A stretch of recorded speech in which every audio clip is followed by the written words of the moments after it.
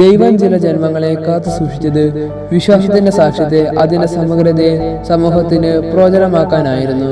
കത്തോലിക്ക വിശ്വാസത്തിന്റെ സമഗ്രതയെ അതിന്റെ പൂർണ്ണതയിൽ ഉൾക്കൊണ്ട ഒരു ഭരണ നൈപുണ്യൻ, ധാർമ്മിക ദൈവശാസ്ത്രത്തെ വിശ്വാസവുമായി ചേർത്ത് വായിച്ച പുണ്യജന്മം വിശുദ്ധ തോമസ് മൂർ.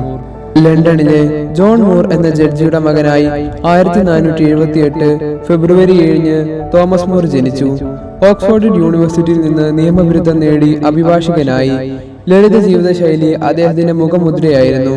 തികഞ്ഞ ഈശ്വരഭക്തനായിരുന്ന അദ്ദേഹം 4 വർഷം കാർത്തൂസ്യൻ സന്യാസിമാരുടെ ജീവിതത്തിലെ ആധ്യാത്മിക പാഠങ്ങൾ സ്വജീവിതത്തിൽ പകർത്തുവാൻ ശ്രമിച്ചു. 27-ാമത്തെ വയസ്സിൽ ജെയിൻ കോൾട്ട് എന്ന യുവതിയെ വിവാഹം ചെയ്തു. അവർക്ക് 4 മക്കൾ ജനിച്ചു, 3 പെണ്ണും 1 ആണും. മൂറിന്റെ ഭാര്യ അദ്ദേഹത്തിന്റെ സഹായത്താൽ ലത്തീൻ ഭാഷ പഠിച്ചു. അതുകൊണ്ട് മൂറിനെ സന്ദർശിക്കാൻ പതിവായി വന്നിരുന്ന മഹാപണ്ഡിതന്മാരുടെ സംഭാഷണങ്ങളിൽ പങ്കുചേരാൻ അവൾക്കും സാധിച്ചു.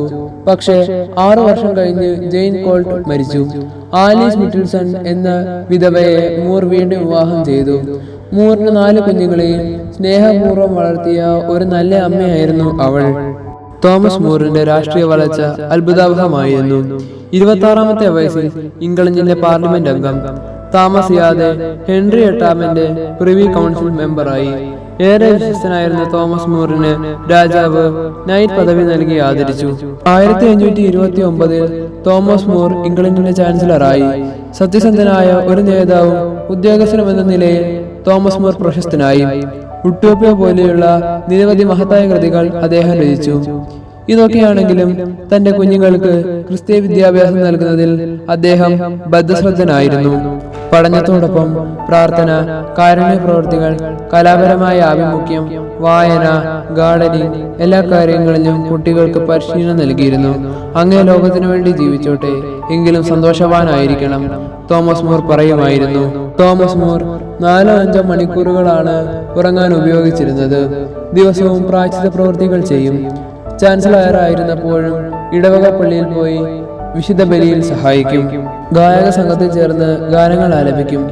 തീർത്ഥാടനങ്ങളിലും പ്രദക്ഷിണങ്ങളിലും പങ്കെടുക്കും. എന്റെ ദൈവം നടന്നാണ് സഞ്ചരിച്ചിരുന്നത്. അതുകൊണ്ട് ഞാൻ കുതിരപ്പുറത്ത് അദ്ദേഹത്തെ അനുവാദനം ചെയ്യുകയില്ല. പണം സമ്പാദിക്കുന്നതിൽ ഒട്ടും താല്പര്യനായിരുന്നില്ല മൂർ. കിട്ടിയതെല്ലാം പാവങ്ങൾക്കും രോഗികൾക്കുമായി വീതിച്ചു കൊടുത്തു. എപ്പോഴും അദ്ദേഹം സന്തോഷവാനായിരുന്നു. ഭൗതിക നേട്ടങ്ങളെക്കാളെല്ലാം അദ്ദേഹം വിലമതിച്ചത് സത്യവും നീതിയും ദൈവേഷ്ടവുമാണ്. ഇംഗ്ലണ്ടിലെ കത്തോലിക്ക വിശ്വാസം സംരക്ഷിക്കാൻ തോമസ് മൂർ അശ്രാന്ത പരിശ്രമം നടത്തി. ഇംഗ്ലണ്ടിലെ രാജാവായ ഹെൻറി 8-ാമന് കാതലിൻ രാജ്ഞിയിൽ ആൺകുട്ടികൾ ഉണ്ടായില്ല. അതുകൊണ്ട് ആനി ബോളിൻ എന്ന യുവതിയെ കൂടെ വിവാഹം ചെയ്യാൻ രാജാവ് തീരുമാനിച്ചു. പക്ഷേ മാർപ്പാപ്പ അതിനെ എതിർത്തു. രാജാവ് ക്ഷുഭിതനായി. ഇംഗ്ലണ്ടിലെ സഭയുടെ പരമാധികാരി രാജാവാണെന്ന് സ്ഥാപിക്കാൻ പുതിയ നിയമം പാസാക്കിയെടുത്തു.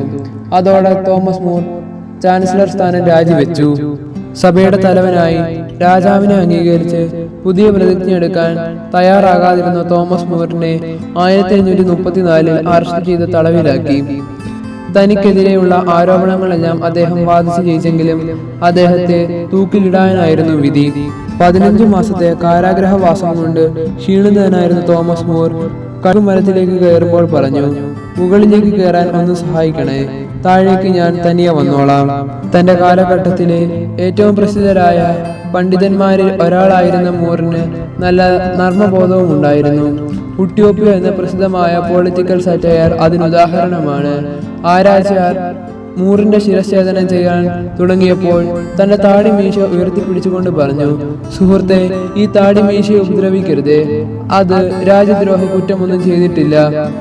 1535 ജൂലൈ 6 തോമസ് മൂർ വധിക്കപ്പെട്ടു. ലിയോ 13-ാമൻ മാർപ്പാപ്പ 1866 ഡിസംബർ 29 മൂറിനെ വാഴ്ത്തപ്പെട്ടവനാക്കി പ്രഖ്യാപിക്കുകയും 11-ാം പിയൂസ് മാർപ്പാപ്പ 1935 മെയ് 19 വിശുദ്ധരുടെ പട്ടികയിലേക്ക് ഉയർത്തുകയും ചെയ്തു. വിശുദ്ധ ജോൺ പോൾ 2-ാമൻ മാർപ്പാപ്പ 2000 തോമസ് മൂറിനെ രാഷ്ട്രീയ നേതാക്കന്മാരുടെ മധ്യസ്ഥനായി പ്രഖ്യാപിച്ചു. ദൈവത്തിന്റെ കാരുണ്യത്താൽ ഇന്നേ വരെ എന്റെ മനസാക്ഷിക്ക് വിരുദ്ധമായി ഞാനൊന്നും പ്രവർത്തിച്ചിട്ടില്ല എന്ന് തോമസ് മൂറിന്റെ സാക്ഷ്യം ഏറെ ശ്രദ്ധേയമാണ്. തിരുസഭ ജൂൺ 22 വിശുദ്ധ തോമസ് മൂറിന്റെ തിരുനാൾ ആചരിക്കുന്നു.